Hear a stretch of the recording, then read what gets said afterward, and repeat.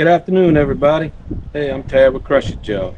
Um, we've been getting some comments about people asking us what kind of boat we fish out of, what kind of electronics and gear we use. So, you know what? Here we go. We're gonna go ahead and do a little video on it. So, we fish out of a 2018 Blazer 625.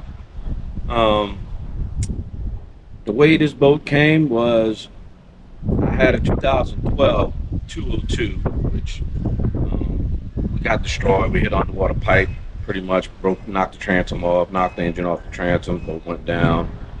So we ended up getting another boat. And also, I'm gonna give y'all a little bit of background on me. I don't know if y'all know, but I haven't just started fishing.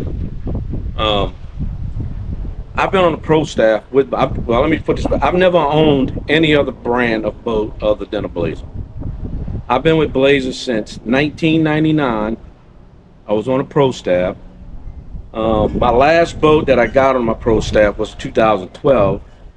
Due to that, and the reason was I ended up going through a really bad divorce around 2013, right? So my bass fishing and everything came to an end. My career of bass fishing came to an end. Man, I used to fish a lot of tournaments. I fished Bass Masters. I was on the weekend series. We fished the media tournaments. I fished BFL, ABA. The ABA, it was Bass Masters the weekend series, and then it turned into the ABA. Man, I really did well. I had several top 10 finishes. I think my best finish was a third place on the weekend series, which had turned into ABA. I had a third place finish out of, I think it was 90 something boats. But, went through a divorce, started in 2013 when it started happening. So I pretty much lost everything. The only thing I kept out of my divorce was my boat. So, at the time, Keith Kraft was the owner of Blaze. He told me, hey man, when you get back on your feet, we're still here for you. So let's fast forward it. Keith ended up selling Blazer. So when it came time for me to get ready to get another boat, I lost my rod, right?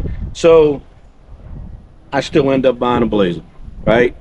The prices on boats at the time, I think it was 21 when I destroyed my other boat.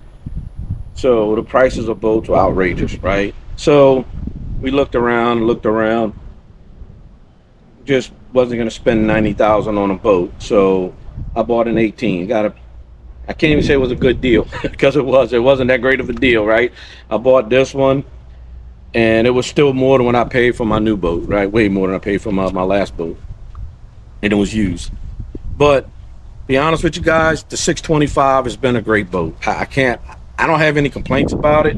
It's nowhere near as fast as the 202 was. I mean, the 202 was it was a rocket ship, right? It was a high 80 mile per hour boat to where when I jump in this one, it's not fast, not fast to what I'm used to. So, but the rod of it is phenomenal. I mean, this thing will just chew up some rough water. You just drop the bow down a little bit in it, and she just rolls through them, man. I have to give Blazer that. They did something really, they came out with something good with 625. So this is what we use. We have a 36-volt Ultrex, which this is a fairly brand new trolling motor. Our other one it broke. It's going to cost over $1,000 to fix it, so we just bought a new one. Electronics. So as y'all know, I'm not sponsored by anybody anymore, right? So we kind of got a little bit of everything on our electronics on this boat. We got Garmin. We have a 106 Garmin we run on an LV32 for live scope, which we really don't use it down here. We're in Southeast Louisiana, right? So we're fishing shallow water 99% of the time. Well, we fish in shallow water 100% of the time, guys, because down here in Southeast Louisiana, if you find 6 foot of water, you found deep water. So really, we don't even use live scope down here. The only time I really get to use my live scope is when we go to Gunnersville, and we use it down there. So we got Garmin. I got a 12-inch Garmin up here, live scope. I got a 12-inch Humminbird up here. Helix 12. In the back, I don't have the electronics on right now. In the back, I have a 10-inch Lowrance Elite here for my mapping. The reason why, because with the Lowrance, we can use what is called a LA1 map. We use the standard maps down here. You put the standard map card in here, and then it's just looks like looking at a standard map that you buy in a store. Can't get any accurate than that down here where we're at in Louisiana. I also have another Humminbird Helix 12 in the console. We run, so we have a 250. I got a 2018 Mercury 250 Pro XS 2-stroke. It's gonna be hard for me to go to a 4-stroke, guys, because you know what? I'm a 2-stroke man, right? From what I've never owned a Mercury 4-stroke or the Yamaha, but I hear they don't do so well in shallow water, in the mud and grass. Because let me tell you, we're going where the fish is at, and if we got to go in 6 inches of water to get to them, one thing I can say, that 2-stroke is gonna get you there, get you out, and you ain't gonna get stranded. So one day I'm gonna pull a cover off and I'm gonna show you what we do when our 2-strokes down in here, because one of the faults the 2-stroke had, it had a filter down into the block that went to the compressor. What we do is we take that filter out, right? We pull that filter out, and then we add another filter up inside the block, a pump guard. It's called a Jasco pump guard. It's about that big around, and you plumb that in, and now if your filter plugs up, you can just pull the cover off, unscrew it, wash the screen out, stick it back on, and you're going. You ain't got to worry about nothing. We run a Bob's 10-inch jack plate. We have ionic lithium. We run 3 12-volt ionic lithium batteries for the trolling motor, and we run a AGM and a 31 series AGM interstate battery for our cranking electronics. And let me tell you something, I don't have any issue. We fish 8 hours a day or more. I don't have any problem with my electronics. Everything works.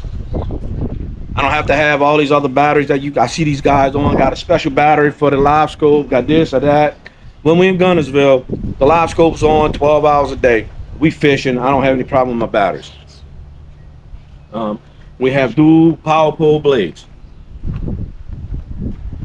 I normally run a couple props. Right now, I'm running a 3-blade. I just got a 3-blade Fury on, and right now in the summertime, it gets hot, so it's a little bit harder to turn when it gets hot. In the wintertime, I swapped to a 4-blade Fury 4. But you gotta watch with the Furies, and you gotta watch with the Bravos. They sling blades. They do. Because I slung one a while back on the Fury 4, so I gotta get another one.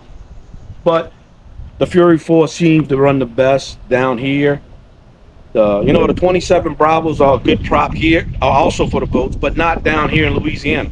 You stick a 27 Bravo XS on, once you go through the shallow water a couple times, it's pretty much done. So that's why we stick with the Furies down here, because they're a lot more durable. They don't wear out, they don't nick, they don't chip in the clamshells or any of that bullcrap. They don't lose the cup from the water. So yeah, that's why we run the Furies down here. And you got to deal with the blades breaking, but you also got to deal with the blades breaking on the Bravos. So there ain't no difference between running them with that. Like I said, it's a Blazer. It's a 2018 625. Dual consoles. When we bought the boat, it had one console, so I still had a little bit of pull at Blazer, right? Keith was still at Blazer at the time, so I called him up. He helped me out. We got us a new console for the boat. I put it in. Wasn't hard. An hour, dude. The console was in the boat, ready to go. Oh, let me tell y'all something. The live wells. I have yet to lose a fish in the live wells on this boat. The fish go in the live well, no matter what time of the year, even in the summertime. They come out just as frisky as they did when they went in. Impressed, super impressed with the live wells on this boat. Big, the water stays oxygenated, don't have to worry about anything.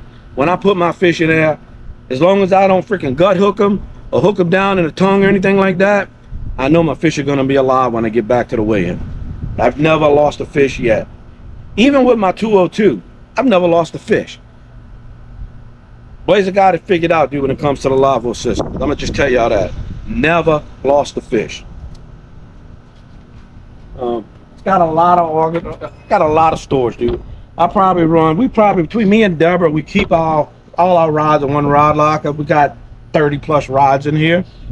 So between the two of us, a lot of them. I took out when we first got the boat, they had some little rod organizers in it, right? I pulled them out. That way we just stick our rods in there and we got to worry about nothing.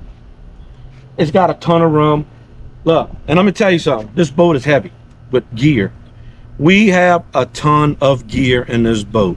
I'm gonna tell you right now, every compartment on this boat is full of gear. I got tackle. I got a lot of tackle, right? I ain't worried about, oh, well, I don't want my boat to run, going all that fast. It'll still run 75, 76, right? That's fast enough.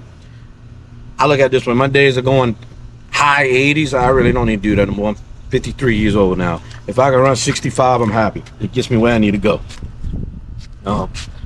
Gear. Guys, let me tell y'all. The gear that we use doesn't break the bank. You hear? Our rods, our reels. People like to know, hey man, what do y'all fish with? What do y'all use? I'm gonna tell you. We use simple stuff. I got a couple we use Lew's speed spool, Lew's reels. This is a Lew's tournament edition on a Boy Duckett Green Ghost, right? Bam. The reel here, this is one of the most expensive reels I have. This is like a $160 reel with a $100 rod. Well, take that back. $89 rod, right? Also, since we're not sponsored by it, we buy our reels, right? We have Shimano. Started buying a few of these Shimano SLX XT reels. Hey, I get these for $115, $120. Sometimes $99, depends. You gotta catch the sales. But guess what? Awesome reel. Between Lew's and Shimano, you can't go wrong. They're awesome. I'm gonna tell you, I throw a wacky worm with this rod. I do have a wacky rig that I throw on a spinning reel because I'm throwing a little tiny 4-inch rig worm on it. But 99% of the times, I'm throwing a wacky rig on this reel. Now I use Gamakatsu hooks. I'll throw like a 3/32 ounce head or something on it, but that's it. And that's what I fish with. That's what I'm comfortable with, and that's what I use. So also, now Deborah, she gotta have some of the best reels, right? Deborah's got a couple. She got a couple Corrado DCs, right? She got the expensive stuff, right? She won't allow me to have that. But yeah, Deborah's got, I think, 2 or 3 Corrado DCs. But she loves them. I hear a lot of people say, man, I hate those reels because they go, when you throw them out there. She throws her reel out there just so she can hear the noise. And we use, like I said, Lew's speed spool. Not fancy, $99 reel on a Boy Duckett Silverado. It's a great combo for us. It doesn't break the bank. I hear guys out there saying they $500-600 a rod, man. I can't afford that. Can you? No. You buy what you can afford. Make it work. That's what we do. Buy what we can afford, make it work. You don't have to buy the most expensive stuff to go out there and fish and catch fish. We prove it every time we go out, man. So, y'all heard of, let me tell y'all how Crusher Gel became. We didn't just come out with Crusher Gel, right? Like I told y'all, I've won since probably 2006 all the way to 2011. I probably won close to 20 grand fishing tournaments, right? My secret was Crusher Gel. And it wasn't even called Crusher Gel back then. It was called Tad's Secret Sauce, right? That's what I used. I didn't tell anybody about it. I used my own stuff, and that's how it came. In 22, so we're fishing and we're around a bunch of locals and stuff, right? So we're using Tad's Secret Sauce, right? That's what it's called. We called it back then. And man, look, we smoking. I mean, we putting it on. Deborah caught a 780 that day. We got locals were trolling around and trying to figure out what to have. One guy, hey man, what y'all fishing with? I'm like, Hey, bro, we throwing a Cinco wacky style. He said, what color? I said, we just throwing a regular black blue Cinco out there. He said, so he swapped to it. He was throwing a green pumpkin one. He said, man, I'm throwing green pumpkin, can't catch nothing. I said, well, bro, we throwing a black and blue one. But I didn't mention nothing about our gel. So he swaps over. He still ain't catching nothing, right? So I ended up moving. He left, but moved to where he was fishing. He couldn't catch nothing. Throw out that first cast. There's a fish, a 4-pounder. And dude, their guys are like, holy crap. What are these guys are doing? They spanking us out here, you know? But it was crushing. It was the gel. And that's when Deborah said, hey, babe, why don't you think about marketing your gel? And I was like, you know what, babe? I don't know if I want to do that. I said, this is something that I come up with. This has been my secret for me fishing my tournaments all these years. But then my wife says, she says, well, babe, you know, you really don't fish tournaments as much as you used to do, which I don't, you know. I had 3 shoulder surgeries, guys, so, you know, it's a struggle some days to fish. So, you know what, after a few weeks of thinking about it, I told her, I said, all right, babe, I said, let's go ahead and try and see what we can do, you know, and we had to come up with a name. So we came up with Crush It Gel because when you put it on, they would crush it. So I said, hey, babe, we'll come up with Crush It Gel because when you stick it on there, when the bass hits it, they crush it. So that's how we came, Crush It Gel. Hey, guys, I hope y'all like this video. And we're going to start fishing again. It's been hot. Right now, humid, and they had a storm right now in the Gulf. As y'all can see, it's pretty windy, but we're gonna try to get out here tomorrow, Saturday or Sunday, or maybe a couple days this weekend, and get out there and get some videos for y'all. But if y'all haven't subscribed, could y'all please subscribe to our channel and comment below. Let us know what kind of boat y'all fishing out of, and let us know what kind of rigs y'all using and fishing rods y'all using. Let us know. We'd like to hear. God bless. And y'all stay tuned.